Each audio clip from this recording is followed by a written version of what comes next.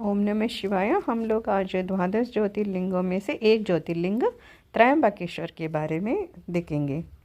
यह गोदावरी नदी के पास नासिक जिले में स्थित है। इस शिवलिंग के बारे में शिव पुराण में एक छोटा सा कथा है। एक बार महर्षि गौतम जी के तपोवन में जो दूसरे ब्राह्मण लोग रहते हैं ना, उनकी पत्नियों, वो लोग ये गौतम महर्षि जी की पत्नी अहल्या से नाराज़ हो गए थे। फिर ऋषि मुनि लोगों को उनकी पत्नियां इतना बहकाए कि उन लोगों ने तय किया कि गौतम महर्षि का कुछ अपकार करना चाहिए करके। तो उन लोगों ने भगवान श्री गणेश जी की आराधना किए थे। फिर गणेश भगवान तो खुश हो गए थे, वो प्रसन्न हो गए, इन लोगों से वर मांगा। फिर इन लोगों ने कहा कि आप किसी तरह से गौतम ऋषि जी को इस आश्रम से आप बाहर निकालिए करके। ये सुनकर गणेश जी ने उनको समझाने की कोशिश किया कि ये गलत है, फिर भी वो लोग मानने के लिए तैयार नहीं थे। फिर गणेश जी को भी ये वर देना पड़ा। फिर गणेश जी एक दुर्बल गाय के रूप में जाकर ऋषि गौतम जी के खेत में खाने के लिए जाकर वहाँ रहने लगे थे। तो गाय को फसल चरते देखकर ऋषि बड़ी नरम के साथ हाथ में तृण लेकर उसे हाँकने के लिए लपके। उन तृणों का स्पर्श होते ही वह गाय वहीं मरकर गिर पड़ी। अब तो बड़ा हाहाकार मच गया था। फिर सारे ब्राह्मण लोग मिल गए। फिर उन लोगों ने ऋषि गौतम जी को बोलने लगे कि ये तो गौहत्यारा है करके। इस घटना से ऋषि गौतम जी को तो बहुत आश्चर्य और दुख हुआ।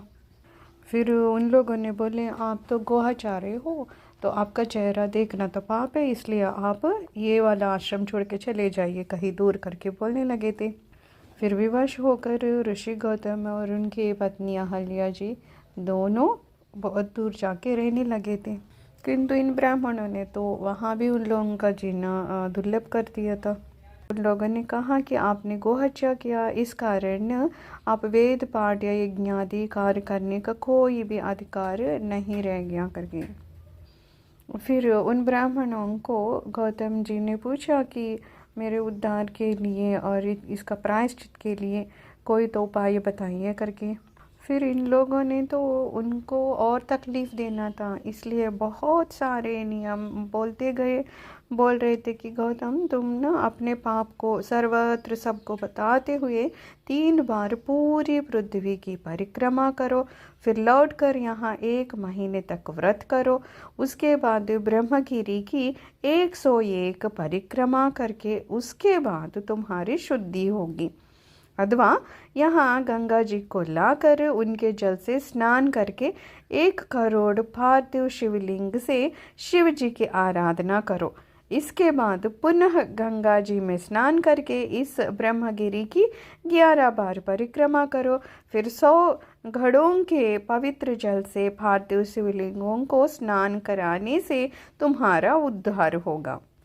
तो ब्राह्मणों के कथनानुसार महर्षि गौतम जी वे सारे कार्य पूरे करके पत्नी के साथ पूर्णतः तल्लीन होकर भगवान शिव जी की आराधना करने लगे थे।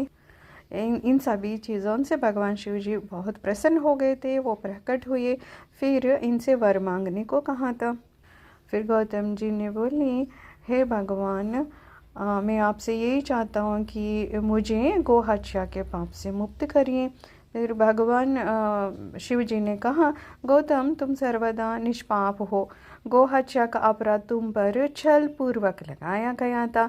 छल पूर्वक ऐसा करवाने वाले तुम्हारे आश्रम के ब्राह्मणों को मैं दंड देना चाहता हूँ करके वो क्रोध हो गए थे। लेकिन महर्षि गौतम जी ने कहा कि प्रभु, उन्हीं के निमित्त से तो आपका दर्शन मुझे प्राप्त हुआ है। अब उन्हें मेरा परम हित समझकर उन पर आप क्रोध ना करें। बहुत से ऋषियों, मुनियों और देवताओं ने वहाँ एकत्र हो गौतम की बात का अनुमोदन करते हुए भगवान शिव से सदा वहाँ निवास करने की प्रार्थना की। तो वे उनकी बात मानकर वहाँ त्रयंबक ज्योतिर्लिंग के नाम से स्थित हो गए थे। गौतम जी द्वारा लाई गई गंगा जी भी वहाँ पास में गोदावरी नाम से प्रवाहित होने लगी। यह ज्योतिर्लिंग समस्त पुण्यों को प्रदान करने वाला है। ऋषि गौतम जी से लाया गया था, इसलिए इनको गौतमी के नाम से भी जाना जाता है। सर्वं श्री शिव चरणारविंदार्पणमस्तु। लोका समस्ता सुखिनो भवन्तु।